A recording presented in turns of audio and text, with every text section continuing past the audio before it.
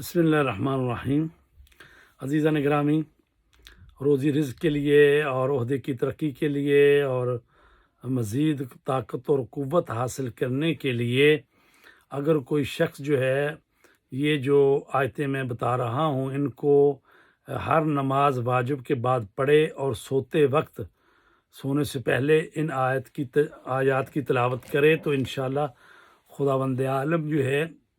اس کو روزی رزق میں برکت دے گا، اس کو قوت اقتدار دے گا اور اس کو مزید عزت سے نوازے گا۔ یہ سورہ آل عمران کی آیت نمبر 26 اور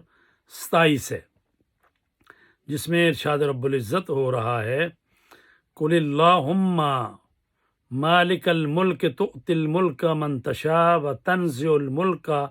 ممن تشاء وتعز من تشاء وتذل من تشاء بیدک الخیر انک علی کل شیء قدیر تولج اللیل فی النہار وتولج النہار فی اللیل وتخرج الحی من المیت وتخرج المیت من الحی وترزق من تشاء بغیر حساب۔ تو یہ دو آیتیں ہیں قرآن مجید کی، سورہ آل عمران کی آیت نمبر 26 اور 27 کو اگر اس کے اول و آخر 3 مرتبہ درود شریف پڑھ لیں تو مزید سونے پہ سہاگا ہو جائے گا، بہت جلدی آپ کی دعا قبول ہوگی۔ تو یہ ہر نماز واجب کے بعد پڑھیں اور سوتے وقت، تاکہ جو آپ کی حاجت ہے وہ پوری ہو انشاءاللہ۔